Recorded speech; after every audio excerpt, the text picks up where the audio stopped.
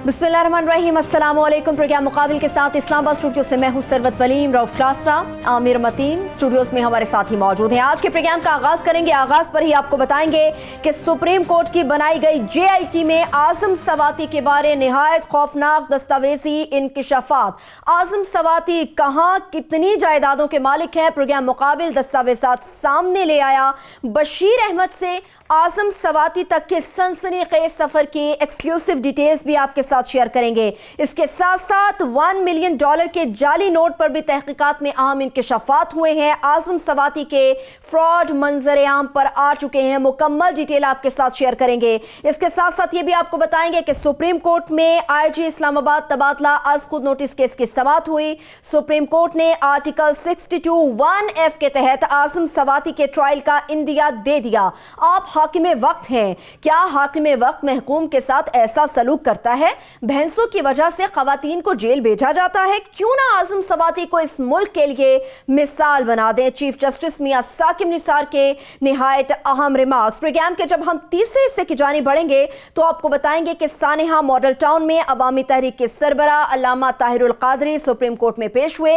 अदालत ने सानेहा model town पर नई JIT बनाने का हुक्म भी दे दिया। प्रोग्राम के जब अगले हिस्से की जानिब बढ़ेंगे तो आपको बताएंगे कि प्राइम मिनिस्टर इमरान खान ने दफ्तर खारजा की बात को मुस्तरद करते हुए अमरीकी नुमाइंदा खुसूसी ज़ल्मे खलीलजाद से मुलाकात की। सवाल यह है कि वज़ीर आज़म दफ्तर खारजा की बात को रद्द करते हुए ज़ल्मे खलीलजाद से क्यों मिले, यह कहानी आमिर मतीन से जानेंगे। प्रोग्राम के जब अगले हिस्से की जानिब बढ़ेंगे तो आपको बताएंगे कि सुप्रीम कोर्ट में लॉ एंड जस्टिस कमीशन के ज़ेर-ए-एहतमाम मुल्क में बढ़ती हुई आबादी पर तवज्जो के उन्वान से तकरीब हुई। सुप्रीम कोर्ट ने वो काम किए जो जमहूरी हुकूमतों ने करना थे। पहला वज़ीर आज़म हूं जिसे इन्होंने दावत दी, शुक्र है कोर्ट रूम नंबर 1 में नहीं बुलाया गया। इमरान खान ने भी तकरीब से खिताब किया। और प्रोग्राम के आखिरी हिस्से में आपको बताएंगे कि गुज़श्ता रोज हमारे ही प्रोग्राम मुकाबिल में वज़ीर आज़म इमरान खान ने फेसबुक हुक्काम से जो मुलाकात की उसका जिक्र किया गया, जिस पर PTI सोशल मीडिया के सेक्रेटरी हैं डॉक्टर अरसलान खालिद, उन्होंने प्रोग्राम मुकाबिल को अपना तफसीली मौक़िफ़ भेजा है, वो भी आपके साथ शेयर करेंगे। आमिर साहब, आज़म सवाती के हवाले से निहायत अहम डिटेल्स हैं, वो तो शेयर करेंगे, मगर आपके पास भी बड़ी अहम खबर है, वो आप हमारे साथ शेयर करेंगे। आज ये प्राइम मिनिस्टर मिले हैं ज़ालिम खलीलजाद से, जो कि US स्टेट डिपार्टमेंट के ख़ास नुमाइंदे हैं अफ़गानिस्तान में अमल के लिए। तो उनके बारे में वो आए हुए थे यहाँ पे। तो फ़ॉरेन ऑफिस की ये राय थी, क्योंकि ज़ालिम खलीलजाद का पाकिस्तान के मुतल्लिक़ एक बहुत हार्श स्टांस रहा है। माजी में वो जब एम्बेसडर लग के वहाँ पे आए थे उस वक्त भी बड़ी पोजीशन सख्त पाकिस्तान के ख़िलाफ़ लेते थे। फिर उनके बेताशा इंटरव्यूज़ और स्टेटमेंट्स हैं जिसमें वो पाकिस्तान के बहुत ज़्यादा तनकीद करते रहे थे।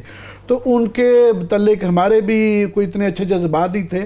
तो फ़ॉरेन ऑफिस का ये ओपिनियन था कि उनको उनके मनसब के लेवल पे रखा जाए, कि उनकी मुलाकात फ़ॉरेन मिनिस्टर से हो गई थी, फ़ॉरेन ऑफिस में वो मीटिंग्स कर चुके हुए थे, कि उनको उनकी औकात में रखा जाए। मगर प्राइम मिनिस्टर इमरान खान ने ओवर रूल किया फ़ॉरेन ऑफिस की राय को।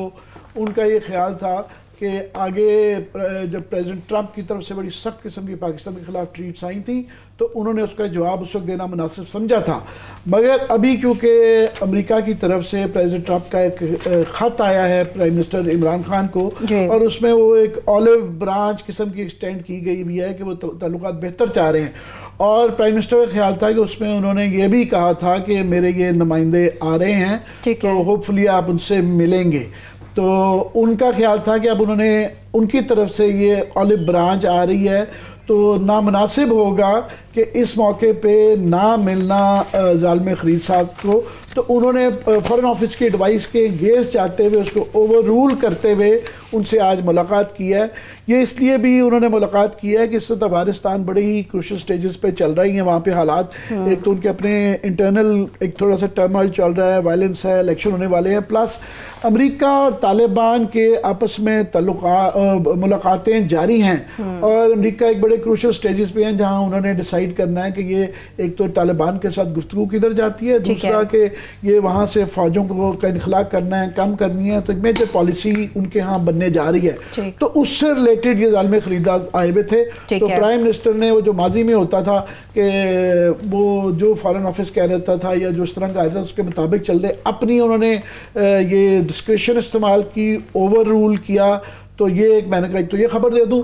दूसरा मैं एक और बताता चाहूँ कि ये सारा दिन आज लोगों ने अपनी ख्वाहिशों को कि असद उमर तब्दील हो गए हैं तो एक खबर बना के सारा हो नहीं गए, उन्होंने कहा कि होने जा रहे हैं, वो इस तरह की चल रही है।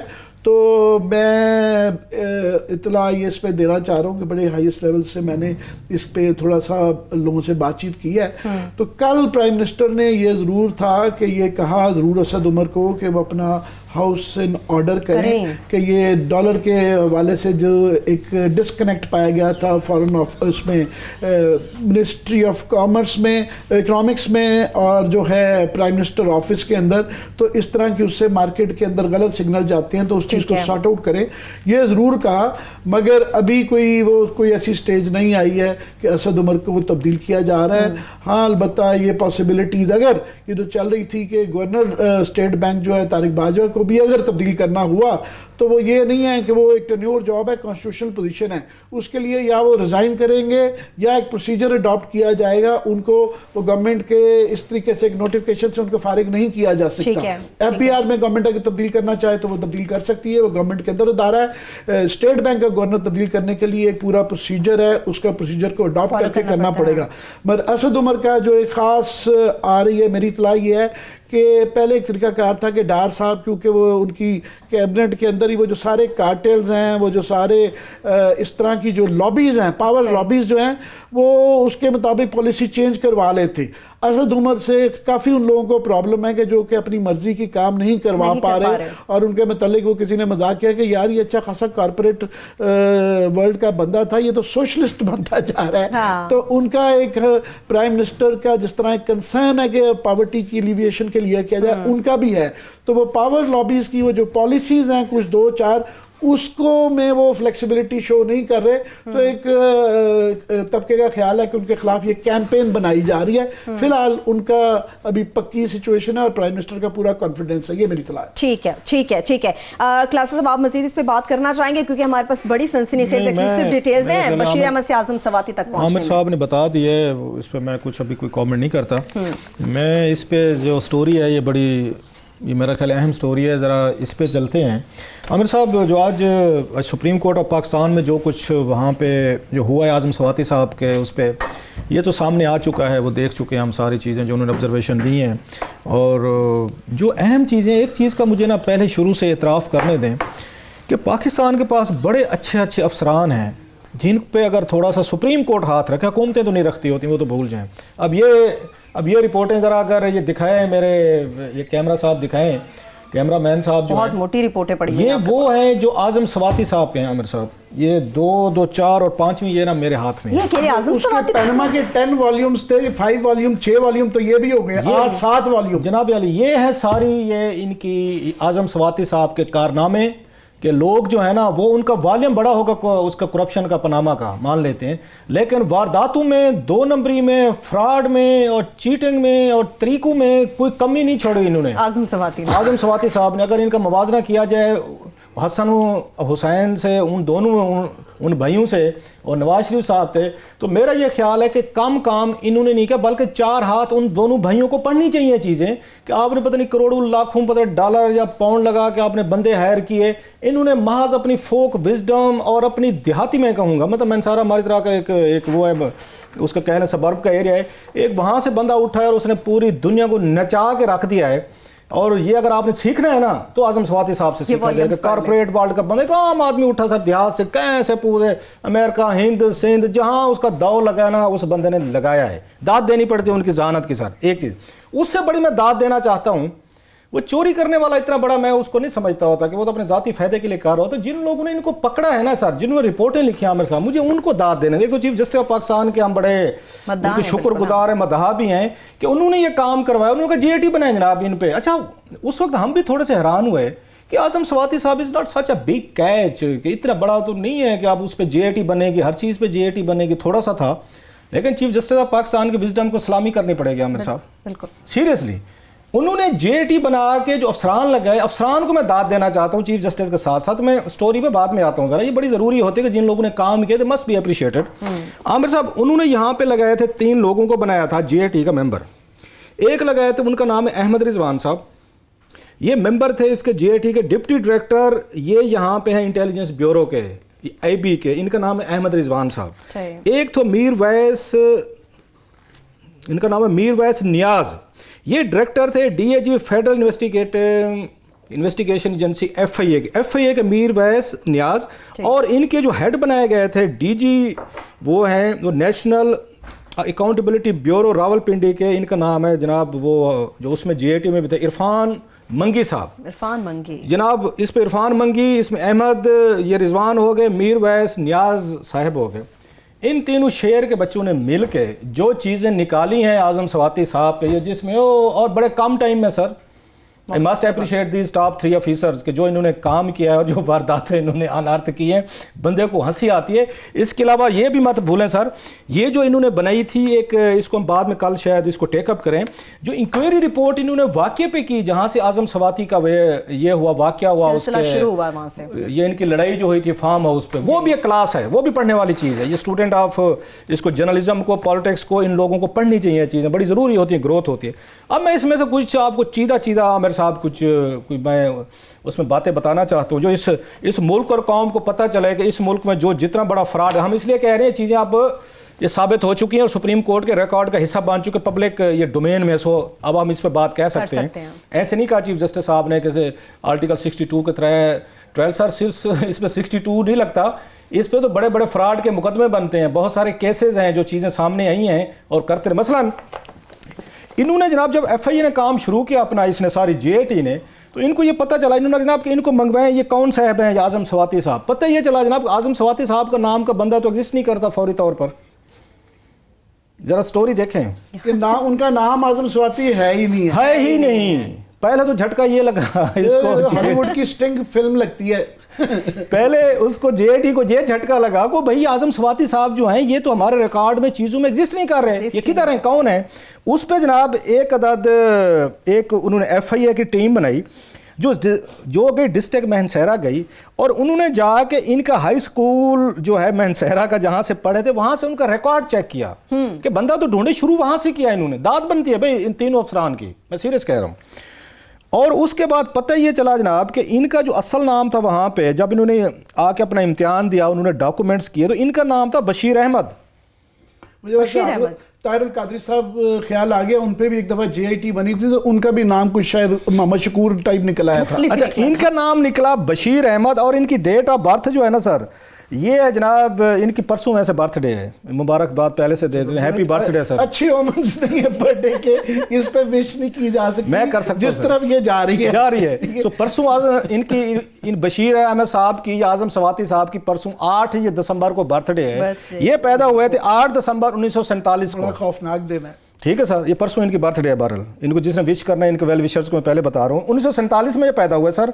और अब ये नहीं पता कि उन्हें अपना नाम बशीर अहमद क्यों नहीं उनको पसंद आया और उन्होंने अपना नाम को बशीर अहमद से आजम सवाती कर दिया। ये यहाँ से कहानी शुरू हो रही। बाज़ लोग ये बचपन से समझदार होते हैं कि हमने बड़े होके हमने क्या क्या चीज़ें करनी है। खैर उसके बाद चल वो तो काम चल पड़ा। अब मैं इसमें से पिक के ना, इतनी सारी स्टोरीज हैं मेरे सब सामने आपके पढ़े, एक साल चलता रहेगा हमारा गुजारा रहेगा। मेहरबानी उनकी कि हमारा काम तो इसी पे चलता है ना। अगर पूरे पाकिस्तान के लोग ईमानदार हो जाएं तो फिर इसलिए भी है कि बहरहाल छोटी बात ये है, कैबिनेट के फेडरल मिनिस्टर हैं, पीटीआई की गवर्नमेंट के नए पाकिस्तान के बहुत बड़े अलमबरदार हैं और जिनके मतलब प्राइम मिनिस्टर ने अगले दिन कहा कि वो इतने ज़बरदस्त आदमी हैं कि अगर उनके खिलाफ रिपोर्ट आई वो खुद रिजाइन करेंगे, जिस पे मैंने कहा था वो लटक जाएंगे गाड़ी की खिड़की के साथ मगर रिजाइन नहीं करेंगे। बहरहाल वो इमरान खान साहब हैं, जो चाहे कह दें जनाब, उनकी मर्जी है। और फिर वो ये भी कहते हैं अगले दिन मैं उसे बैकआउट भी कर सकता हूँ और मुझे आपने ताना भी नहीं देना। हो सकता है इमरान खान का कल उनका इस पर व्यू पॉइंट बदल जाए जब नए फैक्ट्स है उनके सामने। फैक्ट्स आने से भी बंदे के आके पॉइंट बदल दें। अब हम थोड़ा सा पिक कर रहे हैं, बहुत सारे इल्ज़ाम थे इसमें, कोई एक नहीं था। इनके खिलाफ जो TORs बनाई गई, हम TORs भी अगर इनके दिखाना शुरू कर दें तो जनाब पता यह चलेगा पूरा प्रोग्राम उन TORs पे हो सकता है कि सुप्रीम कोर्ट ने असाइन क्या किया था JIT को, पता क्या करके दें और JIT ने क्या क्या चीजें कंफर्म करके उनको वापस की हैं। अब मजे की बात है, आपको स्क्रीन पे कुछ और चीजें नजर आ रही हैं मेरे साहब। इससे पहले कि मैं उस पर $1 मिलियन नोट पे जो उसमें जो मजीद सनसनीखेज इंकशाफात हुए हैं इनके पास, वो ये कहते हैं JIT की रिपोर्ट जनाब ये कहती है जो मेरे हाथ में है, इनकी फॉरेन विजिट्स के हवाले से उन्होंने बताया। उन्होंने ये कहा है कि जनाब इनके पास कई मुल्कों के अकामा हैं जो इमरान खान कहते रहते हैं ना कि इस मुल्क के वज़ीर ख़ारजा के पास भी अकामा था, इंटीरियर मिनिस्टर के पास भी अकामा था, वज़ीर आज़म के पास भी अकामा था, इनके पास भी अकामा था। अकॉर्डिंग टू दिस रिकॉर्ड, ये दिखाएं ज़रा स्क्रीन पे जो आपको अकामे नज़र आ रहे हैं, इसके मुताबिक ये मसूफ जो है मुख्तलिफ ममालिक में ये भी नौकरी करते रहे हैं और ये सेनेट के मेंबर भी रहे हैं। अब हालांकि बात वही है कि सेनेट के आप मेंबर आप नहीं रह सकते थे अगर आपके पास अकामा, अगर था अकामा, रह भी सकते हैं तो आपको डिक्लेयर करना पड़ता है इलेक्शन कमीशन ऑफ पाकिस्तान के पास और FBR के पास। इन्होंने डिक्लेयर नहीं किया। इन्होंने कब डिक्लेयर किया मेरे साहब? जब 2016 में आया पनामा, वहां से निकलनी शुरू हुई चीजें, इनके पैरों के उससे नीचे से मट्टी निकल गई कि जनाब कि ये क्या हो रहा है। इन्होंने फौरी तौर पर अगले साल के 2017 के गोशवारों में अपने इन्होंने डिक्लेयर कर दिया है। और इन्होंने जो अपनी इनकम है, जो सुप्रीम कोर्ट ने इनके जिम्मे लगाया था कि इसके GAT के, कि जरा चेक कीजिएगा कि इनके सोर्सेज जो हैं क्या वो मैच करते हैं इनकी मौजूदा लाइफस्टाइल से। उसमें आपको अगर मैं बताऊं आमिर साहब, ऐसे ऐसे उस पर इंकशाफात हुए हैं। इनके पास जो स्वाति साहब हैं 1 अरब 53 करोड़ जो हैं ये बैंकों में मौजूद हैं। और टैक्स की ज़रा डिटेल ज़रा आप इनको दिखाते जाएं। और 2007 से अब तक सिर्फ 14 लाख टैक्स दिया है सर, सिर्फ 14 लाख। जिनके बैंकों में 1 अरब और 53 करोड़ के करीब वो पड़े हुए हैं। डॉलर अकाउंट में इनके 97 लाख डॉलर एंड प्लस पड़े हुए हैं। इन्होंने जो इनकम टैक्स दिया वो टैक्स कौन सा है? जो ये यहाँ पे इनका एट सोर्स सैलरी सेनेट वगैरह से ये इसे कटता रहा है, वो ये शो करते रहे।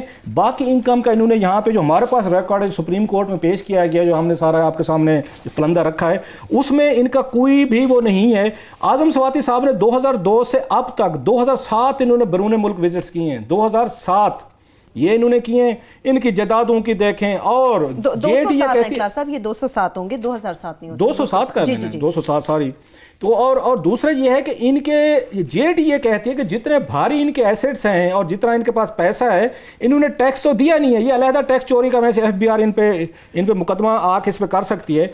अब इन्होंने हर साल में किसी साल 51,000 दिया है, किसी साल 2 लाख टैक्स दिया है, जो कि मेरा ख्याल है एट सोर्स इनका डिडक्शन कटता रहा है। अब तो डराने वाली बातें कर रहे हैं। ना सिर्फ कि 62(1)(f) का केस नाइली है, क्रिमिनल केस, सेनेटरशिप जा रही है, वजारत जा रही है, ये क्रिमिनल केसेस का शुरू हो गया है। कि अभी पहले फॉर स्टार्ट टैक्स एवेजन का एक नजर आ रहा है कि लिविंग बियॉन्ड मींस, जो नवाज शरीफ साहब के पैनामा के सारे केसेस वो जो चल रहे हैं वो इस पे नजर आ रहे हैं। हम उस स्टोरी पे ज्यादा नहीं जा रहे। हमारे दोस्त जाहिद गिशकोरी जो है ऑलरेडी उस स्टोरी को ब्रेक कर चुके हैं कि अमेरिका में इन्होंने कैसे वहां पे ये फ्रॉड किया और इन्होंने जो अपनी शहरियत के हवाले से जो स्कैंडल था, हम उसको इसलिए टच नहीं कर सके कि ऑलरेडी वो हम उसकी तफसील बताएंगे। हाँ, उसके Zahid Gishkori has done a good work, उन्होंने अपने उस पर किया हुआ, लेकिन हम आपको बाकी चीजें बता रहे हैं।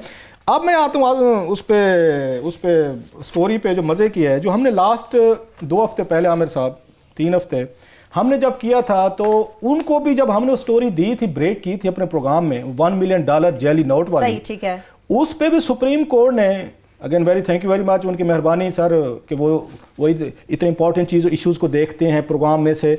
उन्होंने यहाँ से या जो भी था सुप्रीम कोर्ट के जहन में, उन्होंने GAT के जिम्मे ये भी लगाया कि ये $1 मिलियन जेली नोट की क्या कहानी है। ये वक्फा लेना चाह रही हैं। वक्फे के बाद ये फिल्मों में जिस तरह वो स्टिंग ऑपरेशन होता है ना, कॉन मैन, तो ये कॉन मैन पाकिस्तान के जो है ना वो अब नाउ इट्स ऑफिशियल कि ये कॉन जॉब हुई भी है, वो वक्फे के बाद $1 मिलियन के ऊपर JIT ने क्या तहकीकात की, क्या अहम इंकशाफात हुए। एक छोटी सी ब्रेक लेंगे, वापस आएंगे, इससे मुतालिक डिटेल आपके साथ शेयर करेंगे। मगर इसके साथ साथ चीफ जस्टिस ने भी बड़े अहम रिमार्क्स किए कि क्यों ना आजम सवाती को इस मुल्क के लिए मिसाल बना दे। बहुत सी अहम डिटेल आपके साथ शेयर करेंगे, हमारे साथ रहिए।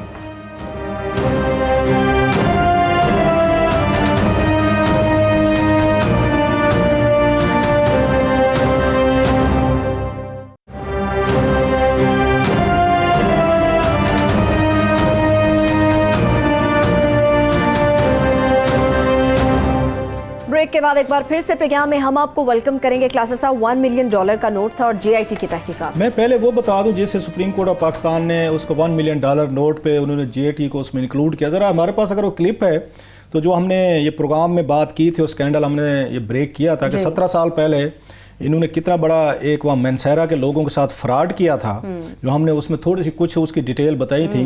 तो उसके पे JIT क्या सबूत है हमारे पास तो थे, हमारे तो चलो लोग कह सकते नहीं जी कि रऊफ और आमिर साहब ने बैठ के फोटोशॉप कर लिए होंगे, बड़ा आसान है कहना।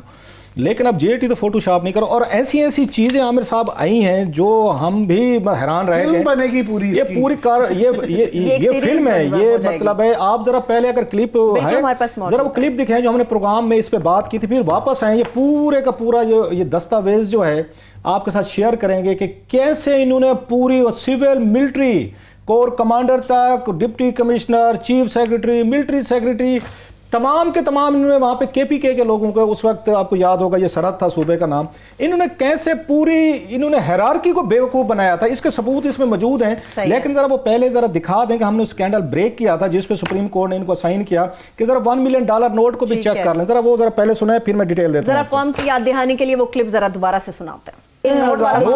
तो जब से वो मुझे स्टोरी याद कराई है आपने कि $1 मिलियन, तो मैंने आज से 2012 में स्टोरी की थी। मैंने लोगों को याद दिला दें, पहली दफ़ा किसी मसले में नहीं फंस रहे हमारे मेहरबान जो है आज़म स्वाति साहब। इन्होंने उस वक्त भी सर वहाँ पे हुआ ये था कि एक बड़ा फ्लड आया था 2001-2000 के करीब वहाँ बटग्राम साइड पे। तो ये नए नए अमेरिका से आए थे तो पॉलिटिक्स में एंटर होना चाहते थे। तो ये वहाँ पे गए, इन्होंने ये नाज़म भी बने थे कुछ अरसे के लिए, आपको याद होगा। इन्होंने वहाँ पे जाके कहा मैं डोनेशन देना चाहता हूँ, और डोनेशन इन्होंने वहाँ पे दिया $1 मिलियन का। इन्होंने नोट या प्रमोट जो भी कहें इन्होंने पेश किया वहाँ पे $1 मिलियन का। आम आदमी ये समझता है कि $50 या $100 से का नोट ही नहीं है। खैर इन्होंने वहाँ पे दिया, पेश किया।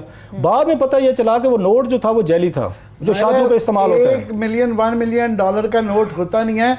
1000 का जो ना ग्रैंड जो है वो टेक्निकली एग्जिस्ट करता है, मगर बड़े कम लोगों को देखने का नसीब होता है कि ग्रैंड $1000 वहाँ पे। तो $1 मिलियन ये बच्चों को जो ईद मुबारक लिखा वो वही निकला उस वक्त सर। उस पे खैर वो रोला मच गया। मिनिस्टर साहब हैं जो कि $1 मिलियन का नोट पेश करते रहे हैं, मार्केट में चलाते रहे हैं, चलाते दिया इन्होंने। वो पूरा रोला मच गया कि एक पूरी आर्मी वो कमांड जो उस वक्त की थी वो एक्टिव हो गई, सियासी रोला पड़ गया। यहाँ तक ये टेलीफोन की वो लाइनें खड़े गई कि जनाब एक बंदा अमेरिका से आया, उसने $1 मिलियन का डोनेशन दिया है, इसके लिए नोट दिया है। जहाँ पे बाकायदा आर्मेड गाड़ी सर एक मंगवाई गई, उसके साथ फोर्स लगाई गई, वो लेके नेशनल बैंक तक गई, वो नोट को रखा गया वहाँ पे। सारी वो लंबी कहानी है, वो मैं आपको क्या सुनाऊं। कौम को तो याद करा दिया क्लास साहब, इसकी डिटेल्स क्या है वो दोबारा। अब ये हमने लंबी कहानी कह के छोड़ दिया था सर, बाकी की कहानी पूरी की है जनाब जेटी ने। अब काम कहाँ से शुरू हुआ आमिर साहब? जो जेटी ने वहाँ सुप्रीम कोर्ट ऑफ पाकिस्तान में चीज़ें बताई हैं जो मैं आपके साथ शेयर कर रहा हूँ। हुआ ये था जनाब कि यहाँ पे 23 जुलाई को बहुत ज़्यादा वहाँ पे उस बारिशें हुई, बिजली गिरी। 2001 जुलाई एक में बटग्राम साइड में, चारा साइड, दादर में हुई सर वहाँ पे। और 62-63 के करीब जो है ना बेचारे लोग उसमें जाँ बहक हुए, और उसमें दर्जनों मिसिंग गए, जख्मी हुए। अब बड़ी डिजास्टर हुई है सारी की सारी। उस पे उन्होंने क्या किया, जो वहाँ के लोग थे, मुअज़्ज़िज़ीन थे, अब ये सारा कुछ डिजास्टर चल रही है, लोगों के घरों में लाशें पड़ी हुई हैं, जरा ये ज़हन में रखिएगा। ये सारी चीजें 63 लाशें और कई 100 जख्मी और लापता, और पूरे मुझे याद है बहुत बड़ा अपने ज़माने का सानिया था, और पूरे पाकिस्तान के अंदर ये खबर चल रही थी जनाब। ये पूरे के पूरे सारे लोग उस वक्त थे। उस पर यह हुआ कि लोगों के पास खाने को कुछ नहीं था, पीने को कुछ नहीं था। वहाँ आपके जिला इंतजाम में फौजी जो हुकाम थे वो कोशिश तो कर रहे थे। तो तय ये हुआ कि इतनी बड़ी बर्बादी हुई है तो कोई मुखैर हजरात से पैसे इकट्ठे किए जाएं। तो वो निकले कुछ लोग थे। ये सारी डिटेल यहाँ से ये सारी आपके सामने लिखी हुई आ रही हैं, सारी FIRs और रिपोर्टें DCO की, कमिश्नर की, ये सारा वो है जो सुप्रीम कोर्ट में डॉक्यूमेंट्स पेश हुए हैं जो आपको दिखा रहे हैं। उस पर जनाब इनके पास एक मौलवी नज़ीर साहब जो है ना एक बंदा पकड़ के लाए हुकाम के पास। उन्होंने जनाब ये है आज़म स्वाति साहब, ये अमेरिका से आए हैं, ये $1 मिलियन का ये डोनेशन देना चाहते हैं। अब वहाँ पे साफ मैंसारा में लोगों को या कितना उनको होता, हमें भी नहीं पता होता इतना ज़्यादा चीज़ों का। इन्होंने जनाब उनको $1 मिलियन का दिया नोट। इसके बाद जो कारकर्दगी दिखाई गई ना वो बड़ी मजे की है सर। $1 मिलियन का नोट आया तो फौरी तौर पर डिस्ट्रिक्ट एडमिनिस्ट्रेशन ने उसको अपने पास लिया। साथ में ये कहा गया कि अब इसका करना क्या। पहले उन्होंने कहा जनाब ये काम करें कि इसको फौरी तौर पर नेशनल बैंक जो है ना मंशेरा का, उसमें जमा करवाएं। रसीद दिखाएं जी, अगर आपके पास ये रसीद होगी। नेशनल बैंक ने इनको जनाब एक रसीद जारी की 12/11 को, उन्होंने इनको ना वहाँ पे रसीद जारी की 2000 को, 30/7/2001 को एक रसीद जारी की गई, तो मैनेजर साहब ने जारी की, जिसमें उन्होंने ये बताया कि मेरे पास जो है $1 मिलियन का एक नोट जो है ना वो लाया गया है और मैं इसको डिपॉजिट कर रहा हूँ। साथ ही एक इन्होंने लेटर लिखा जनाब उस डिस्ट्रिक्ट एडमिनिस्ट्रेशन ने, DCO साहब ने। उन्होंने कहा जनाब ये लिखा गया manager national bank main branch Mansehra के नाम, ये है आपका 24 जुलाई का, 23 जुलाई को वो डोनेशन दे रहे हैं, 24 जुलाई को लेटर लिखा है DCO, और DCO का नाम क्या था? मिस्टर ज़ेबुल्ला खान। ये थे। इससे ज़ेबुल्ला खान पता नहीं आजकल कहाँ पे पोस्टेड होंगे या रिटायर हो गए। तो जितनी माशाल्लाह वो लाइक थे, जिस तरीके से उन्होंने $1 मिलियन का एक्सेप्ट किया, इनकी तरक्की बहुत ज़्यादा हुई होगी। नहीं चलें आगे, आगे मज़े की कहानी सुनाता हूँ आमिर साहब। इन्होंने एक अगले दिन एक लेटर लिखा नेशनल बैंक के उसको मैनेजर को कि जनाब आप एक काम करें कि हमारे पास अब तक जो डोनेशन यहाँ पे हमारा पास जो आ रहा है वो है पाकिस्तानी रुपीज़ में। एक बहुत बड़ा आदमी आया है अमेरिका से, उसने हमें डॉलर्स में दिए हैं अकाउंट, डोनेट किया, तो आप डॉलर का अकाउंट खोलें। अब देखें कितने बड़े लेवल पे वारदात डाली गई है। तो जनाब डीसीओ साहब ने जो लेटर लिखा उसमें कहा जी एक तो मेरा नाम होगा, जॉइंट अकाउंट होगा, 5 लोगों को उन्होंने कहा। उसमें हारून रफीक साहब थे, असिस्टेंट कमिश्नर थे, काजी वसीउर रहमान साहब थे, तो ये खतीब थे मस्जिद के, इसके बाद मौलवी नज़ीर अहमद साहब थे वो जो इनको लेके गए थे वो, और एक और यहाँ पे अब्दुल रशीद साहब थे स्कूल टीचर।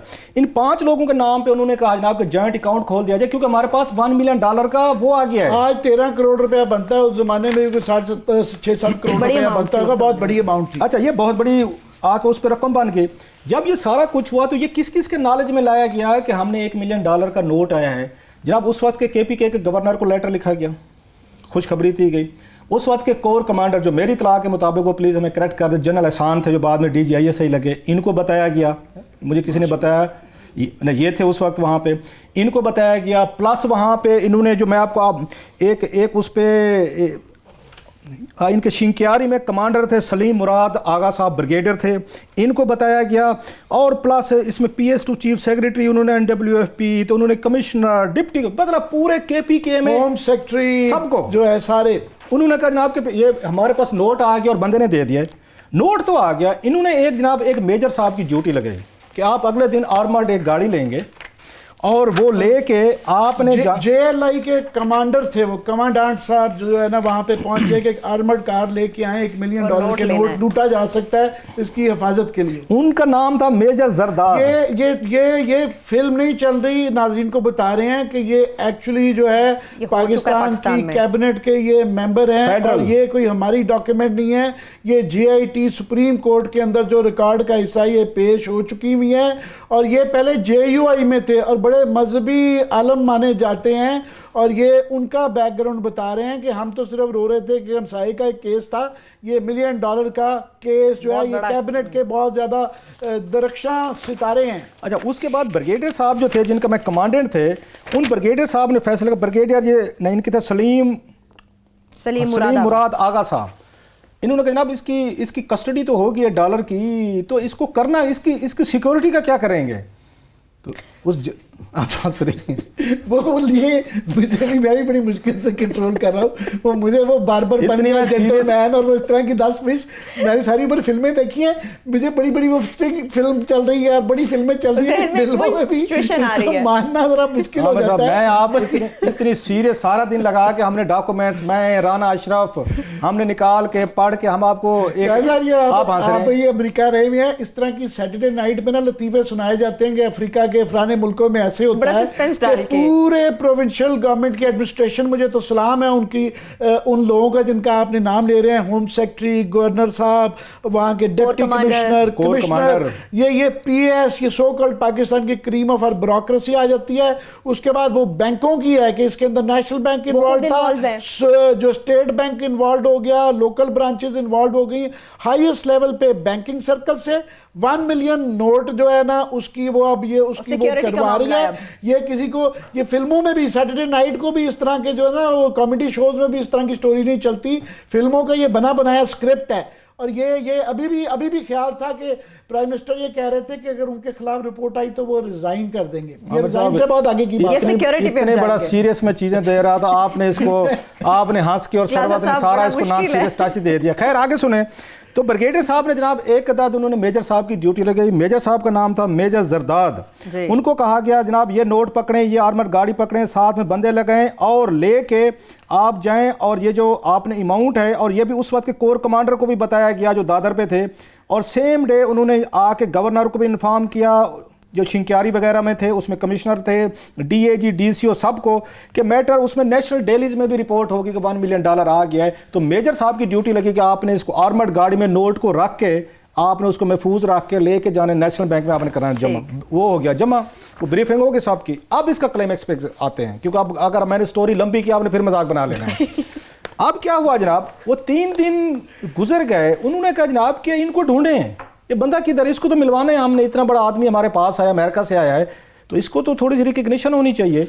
इतनी देर में जब बैंक में वो चीज़ें पहुंची तो कोई सियाना बंदा, कोई आप जैसा बैठा था, वो उसने कहा है कि अल्लाह आपका भला करे, ये $1 मिलियन का नोट जो है, ये तो वो वाला नोट ये नहीं 100 है। साल पुरानी बात नहीं कर रहे, ये 20 साल पुरानी, 17 साल पहले की बात है। 17 साल पहले की बता रहा हूँ सर। खैर उन्होंने ये कहा कि जनाब इस पे इन्होंने लेटर लिखने शुरू कर दिए कि इसको जल्दी से कन्वर्ट करवाओ। इन्होंने ये DCO साहब जहांजेब साहब ने इन्होंने लेटर लिखे कि इस नोट को जल्दी से कन्वर्ट कराएं। बात तो उनकी ठीक थी कि हमने लोगों को खाना पिलाना है, किसी को देने, कोई पैसे देने, जल्दी से कन्वर्ट करवाओ। जब इन्होंने यहाँ पे इसको आके कन्वर्जन करने की कोशिश की तो पता यह चला जनाब ये तो सारे का सारा जैली नोट है। वो तो पूरी की पूरी उसमें थरथल्ली मच गई। DCO साहब को अपनी नौकरी की फिक्र पड़ गई, DAG को, कमांडेंट को, सबको कि जनाब ये क्या हो गया हमारे साथ। अब हम सबको बता भी चुके हैं, वहाँ से governor, chief minister, core commander, commandant, major साहब, ये बैंक, DCO सबको पता है। अब इन्होंने कहा जनाब ढूंढें वो किधर हैं जनाब, वो डोनर किधर हैं, वो बशीर अहमद उर्फ आजम सवाती किधर हैं। अब 3 दिन से पूरी आपकी मेंसेरा की आपकी सिविल मिलिट्री ब्यूरोक्रेसी जो है ना कुछ काम नहीं कर रही, वो आजम सवाती को ढूंढ रही है और आजम सवाती साहब उसके छलावे की तरह गायब हैं। 3 दिन वो ढूंढते रहे, पूरा उन्होंने चप्पा चप्पा छान मारे कहीं से हूं तो आजम सवाती साहब मिले हैं। अब पूरा उनको समझ नहीं आ रही कि इसको कवर अप कैसे करेंगे, हमारे साथ हाथ कैसे कर दिया है। खैर तीसरे दिन जनाब बरामद हुए, कहीं से उनकी मुखबरी की हुई कि फलां जगह पाए जाते हैं, पकड़ के ले आए कि हुजूर क्या क्या। उन्होंने जनाब आगे से मुस्कुरा के कह दिया, कहते जी वो मैंने तो ऐसे ही, वो देख लें, ये तो बच्चों का होता है, ये तो आपको पता है ना बच्चों के खिलौने होते हैं। ये रिपोर्ट में लिखा है साहब, आप मजाक कर गए वो, ये सुनते हैं आगे इसमें रिपोर्ट में उन्होंने क्या अल्फाज लिखे हैं। उन्होंने कहा ना मैंने ऐसे मजाक किया था, ये तो बच्चों के खेलने का नोट है, आप लोग जब मांगने के लिए आए थे तो अंदर पड़ा था तो मैंने उठा के आपको दे दिया। ये तो आगे से हंस के दिखा दिया उन्होंने जनाब कि ये लें जनाब, ये तो जेली नोट है, आपको तो पता होना चाहिए था, मैंने तो इस पे ये गलती से, उन्होंने कहा गलती से मैंने दे दिया। उन्होंने कहा जनाब आप अमेरिका रहे हैं, आपको सारी चीज़ों का पता है, गलती का हम तो आपको। और माहौल ये है कि सानिया हुआ है, 60-70 बंदे, 63 लोग मारे गए हैं और कई 100 जख्मी और लापता हैं। वहाँ पे सानिया चल रहा है, ये लिखा है। उस वक्त ये कह रहे हैं कि मैं तो मजाक कर रहा था। अच्छा, ज़ेबुल्ला खान साहब ने लेटर लिखा सेक्रेटरी टू NWFP उस वक्त जब ये सारा ड्रामा, और एक दिन उसमें हो गया, 3 दिनों बाद लिखा उन्होंने ये जनाब कहा कि उनकी जवाब तलबी जब की गई तो उन्होंने आगे से कहा जी हम क्या करते हैं कि मोज़ेज़ आदमी, हमें तो बड़े मोज़ेज़ आदमी लगे थे, अमेरिका से वापस हैं और इतना बड़ा वहाँ पे हुई आप वाली बात, बंदे मरे हुए हैं वहाँ पे। उन्होंने लिखा है, उन्होंने 62 डेड बॉडीज़ पड़ी हुई थी, हम तो सोच ही नहीं सकते थे कि कोई बंदा अमेरिका से आए और एक आपको शक्ल से मोज़ेज़ आदमी लगे, आपको नोट दे। हमने तो उन पर बिलीव कर लिया कि इस वक्त ये इतना बड़ा मजाक कौम के साथ कौन कर सकता है कि 62 डेड बॉडीज़ पड़ी हुई हैं, उन डेड बॉडीज़ पे आपको खड़े होकर कोई जेली नोट दे के कोई मजाक थोड़ा करेगा, तो हम क्या करेंगे। इसके बाद डिस्ट्रिक्ट एडमिनिस्ट्रेशन और फौजी एडमिनिस्ट्रेशन ने कहा कि फौरी तौर पर जनाब इनके खिलाफ कार्रवाई की जाए। इस पे इन पे जनाब FIR दर्ज हुई कि ये इन्होंने फ्रॉड किया है। उसमें जो बाद में अब ज़रा ये फरमाते हैं, बाद में पिक्चर्स भी आई थी, फौजी हुकाम ने कहा जनाब ये इसने बड़ा हमारे साथ ड्रामा कर लिया है, मशहूरी भी ले लिया, अब उसने दांत भी दिखा दिए हंस के, जनाब ये तो मजाक था सारा। इन पे पर्चा हुआ सर, इन पे मुकदमा हुआ। उसके बाद रावी खामोश है। इन्होंने जो हमने उस वक्त एक स्टोरी की थी, इन्होंने कोई मेरा ख्याल 65 या 70 लाख रुपए में डील की थी सर। इनसे फिर वो अंगूठा रख के कहते हैं ना सर, इनसे फिर डोनेशन लिया गया था, लेकिन वो मेरा ख्याल है कुछ, जो मुझे अब एग्जैक्ट अमाउंट याद नहीं, या 30 लाख रुपए थे या 60 थे इनमें से। तो इसके बाद फिर FIR इनने विदड्रॉ करवाई थी, सेटल करवाई थी। सो ये आजम सवाती साहब की सिर्फ टिप ऑफ द आइसबर्ग मैंने बताया, बाकी ये सारी 6 रिपोर्टें भी ना ये रहती है। बताना ये है, तफसील बताएंगे, इसके बताएंगे। बताना सिर्फ इतना है कि जिस बंदे ने यहाँ से शुरू किया है आमिर साहब, today he is our federal minister, कि 62 डेड बॉडीज़ आपकी मेंसेरा उसमें पड़ी हुई हैं, उनकी लाशों पे खड़े होकर किसी एक इंतहाई, मैं अब क्या कह सकता हूँ कि कैसा इंसान हो सकता है जिसने उनकी लाशों पे खड़े होकर $1 मिलियन का जेली नोट दिया। और DCO अपनी रिपोर्ट में लिखता है कि सर कि हमें तवक्को नहीं थी कि लाशों पे खड़े होकर कोई बंदा हमारे साथ ये घिनौना मजाक करेगा, इसलिए हम उसमें चक्कर में आ गए और किसी बंदे को समझ में नहीं आई। आजम सवाती साहब वो करैक्टर हैं जनाब जो इस वक्त पाकिस्तान के फेडरल मिनिस्टर हैं। इमरान खान साहब के उनके बड़े क्या कहना चाहिए, उन्होंने सेनेटर भी इनको बनाया, इनको वजीर भी बनाया, और अभी भी वो आजम सवाती के हवाले से वो कहते नहीं जब तक अदालत इनको कुछ नहीं कहेगी ना, मैंने तो इनको क्लास साहब ये आखिरी 9वीं किताब काफ़ी का स्क्रिप्ट बन गया है। और ये वाकई हंसी, ये भी हंस रही थी, मैं भी हंस रहा था कि वाकई फिल्मों में इस तरह होता है, मगर ये संजीदा बात इतनी है कि एक तो आजम स्वाति साहब का किरदार तो सामने जो आता ही है कि हमारा पूरा वो डिप्टी कमिश्नर, वो commissioner, home secretary, state bank, national bank, सारी हमारी मशीनरी एक्सपोज होकर रह जाती है कि अमेरिका में या दुनिया में किसी को ये बताएं तो कोई मानेगा नहीं कि ये मजाक इस तरह, फिल्मों में भी इस तरह का स्टिंग नहीं होती है, कॉन जॉब नहीं होती है, जिस तरह का लोग ये हो गया। मगर ये तो सिर्फ एक है, बाकी भी जो तफसीलात हैं इनकी कि इनके बाकी और जाली काम जो रहे हुए हैं उसमें फॉर एग्जाम्पल जिसका आपने जिक्र किया, ब्रेक से वापस आके बताते हैं इनकी ब्रीफली थोड़ी सी सिलसिला जारी है। ये इतनी उन्होंने जो मेहनत की है, 7 वॉल्यूम्स दिए हैं, तो हमारे भी 2-4 प्रोग्राम तो इस पे बन ही जाएंगे। ठीक है, चलिए बशीर अहमद से आजम स्वाति तक के सनसनीखेज सफर के फ्रॉड की कई बेशबहा दास्तानें वक्तन फवक्तन आपके साथ शेयर करते रहेंगे। एक छोटी सी ब्रेक की जानिब बढ़ेंगे। ब्रेक से जब वापस आपको आएंगे तो बताएंगे कि सुप्रीम कोर्ट में लॉ एंड जस्टिस कमीशन के ज़ेर तमाम मुल्क में बढ़ती हुई आबादी के उन्वान से जो सिंपोजियम हुआ है उससे मुतालिक डिटेल भी आपको देंगे। मगर इसके साथ साथ पीटीआई के सोशल मीडिया के सेक्रेटरी हैं डॉक्टर अरसलान खालिद, उन्होंने भी कल के शो से मुताल्लिक़ हमें अपना मौक़िफ़ भेजा है, वो भी आपके साथ शेयर करेंगे। हमारे साथ रहिए।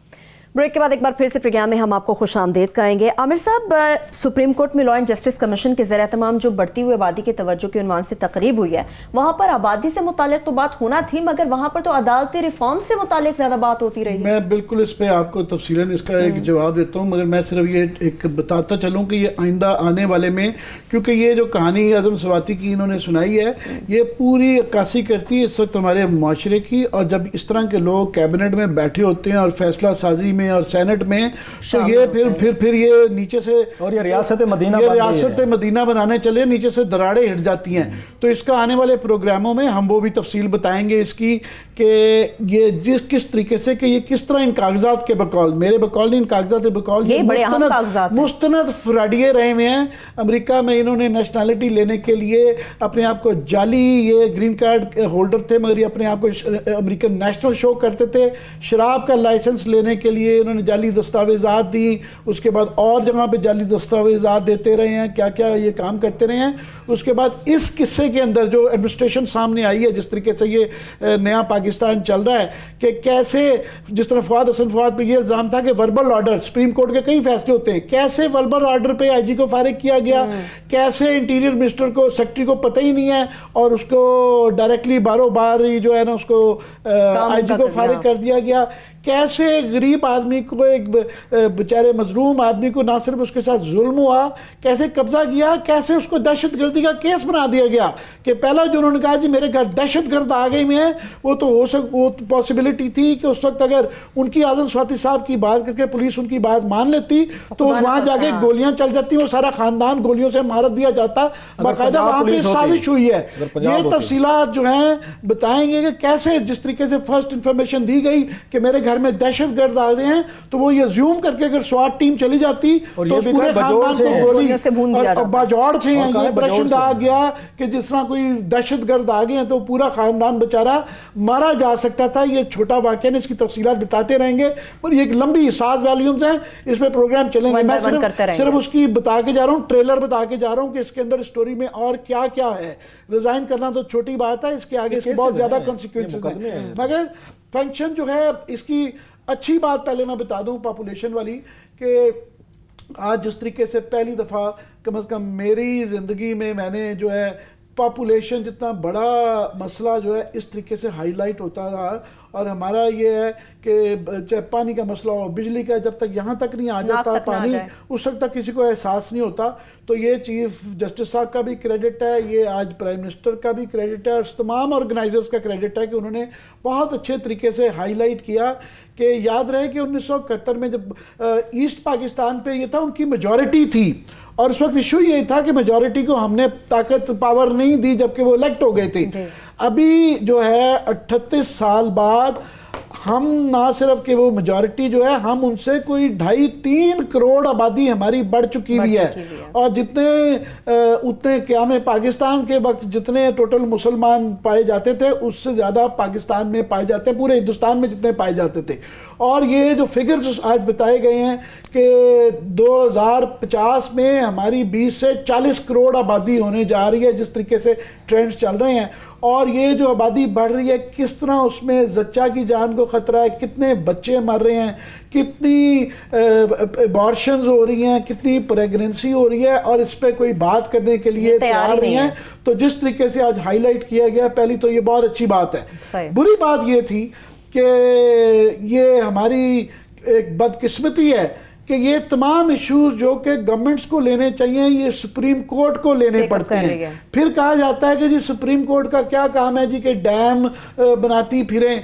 पानी भाई बहुत बड़ा मसला है, हमें फिर क्या करें जो है, फिर उनको पानी का भी उनको मसला करना पड़ रहा है, डैम का भी उसको, क्लीन ड्रिंकिंग वाटर का भी उनको, स्मॉग का भी उनको, और अब ये पॉपुलेशन का भी सुप्रीम कोर्ट को करना पड़ रहा है। तो ये एक बहुत ही बुरी चीज़ है। बहरहाल बड़ी अच्छी चीज़ हुई है और आगे मेरा ख्याल इस पर बात होती रहेगी। मगर मेरा ख्याल है आज वहाँ सिर्फ पॉपुलेशन की बात नहीं हुई, वहाँ पे बात जो साथ में जो जुडिशल रिफॉर्म्स की हुई कि आज ये भी जो है मुझे नज़र आ रहा था एक पॉजिटिव चीज़ ये कि ये बहस रहती थी कि जनाब ये हम हमेशा रिलेटिव गवर्नमेंट्स के ऊपर और इवन सुप्रीम कोर्ट में भी कहते रहे कि जो आपका काम था इससे रिलेटेड कि आपने ये जो 18 लाख मुकदमे हैं इस वक्त तकरीबन, तो ये कब हल होंगे। तो आज नज़र आया कि थोड़ा सा गवर्नमेंट की तरफ से भी पेशरफ्त हुई है कि उन्होंने ये रिफॉर्म करने के लिए जो तमाम कवानीन हैं उन्होंने भी कुछ एजेंडा तैयार किया हुआ है, और सुप्रीम कोर्ट के भी आज नज़र आया कि ये फाइनली दोनों अदारों की, गवर्नमेंट की, एग्जेक्टिव की और जुडिशरी की जो है वहाँ कहीं ना कहीं मीटिंग होने जा रही है। तो शायद इस पे पेशरफ्त हो तो उस पर भी तफसीलन बात करते रहेंगे। मैं समझता हूँ ये भी बड़ी खुशाइन है। क्लास साहब से पूछ रहे हैं, इस पर भी हम बात करते रहेंगे। बड़ी ये इसके दूरस्थ नतीजे हैं और ये पाकिस्तान के लिए बहुत ही अहम मसला है। बड़ा जैसे आमिर ने कहा कि मुझे ये बड़ी खुशी है कि इस मौजू पे चीफ जस्टिस साहब ने और इमरान खान साहब ने बड़ी आके एक अहम उन्होंने यहाँ पे एक उसका तकरीब का लोगों को सेंसिटाइज़ करने की कोशिश की, और लोगों को होना भी चाहिए। और उन्होंने बांग्लादेश की मिसाल दी, इमरान खान ने बड़ी अच्छी मिसाल थी कि बांग्लादेशी एक स्टेज पे वो थे कि शायद हमें ये काम करने के लिए आप उधर आबादी की बातें करते हैं। लेकिन जब खालिदा ज़िया बनी ना बांग्लादेश में प्राइम मिनिस्टर, उन्होंने जो अपनी कैंपेन लॉन्च की थी सबसे बड़ी इफेक्ट है वो पॉपुलेशन की उसके ही थी। ये उनकी अगर कोई बहुत बड़ी कामयाबी समझी जाती है ना खालिदा ज़िया साहिबा की, वो तो बाद में उनके उसमें आ गई ना, उस हसीना वाजद साहिबा जो हैं उनके दुश्मन बांध गई तो फांसियाँ लगाई तो जेलें की, वो एक और कहानी है। इन्होंने अपनी ग्रोथ रेट अगर इस खित्ते में सबसे ज़्यादा कम किसी ने किया था, कोई सक्सेस स्टोरी थी, वो बांग्लादेश की थी। अब बांग्लादेश ने क्या काम किया उन्होंने, क्योंकि हमारा प्रॉब्लम ये होता है बहुत सारे मजहबी ग्रुप्स जो हैं वो इसको इशू बना लेते हैं, जिससे हर हुकूमत वही वाली बात एक वन लाइनर होते हैं, हसास मैटर है जी, इस पे बात नहीं कर सकते, या नेशनल सिक्योरिटी हसास मैटर है, बात नहीं हो सकती जनाब इस पे। तो लिहाजा वो सारी हुकूमतें यहाँ डरती रही हैं। अच्छा, जो हुकूमत बनती थी वो आके मौलवी साहबान साहब के तामुन के साथ बनती थी, वो पहली शर्त ही रखते, हुकूमतों को खुश करते रहे, मुल्क का नुकसान फ़ायदा नहीं देखा कि पॉपुलेशन बढ़ रही है। चीफ जस्टिस कई दफ़ा कह चुके हैं, इमरान खान ने भी इस पर कई दफ़ा बात की है कि हजूर इतने लोग आपके आ रहे हैं, 22 करोड़ आबादी हो गई है इस वक्त दुनिया के सबसे बड़ा मुल्कों में से। आप आके साइज़ के हिसाब से देखें, जो चंद बड़े मुल्क है उसमें यूएसए है, उसकी 34 करोड़ आबादी है, उसकी इतना बड़ा मुल्क है वहाँ पे।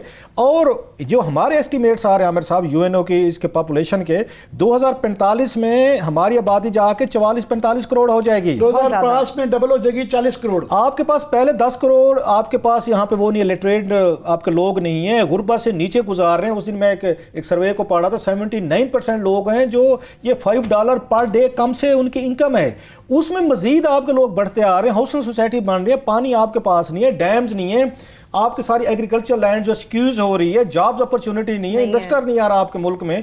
उस वक्त आबादी का जिन फैलता जा रहा है और आपके पास कोई प्लान नहीं है। एटलीस्ट इस हुकूमत ने, चीफ जस्टिस साहब ने, इमरान खान ने बड़ा अच्छा उसका इनिशिएटिव लिया। लेकिन अब मसला क्या है, यहाँ पे थोड़ा कंट्राडिक्शन आती है।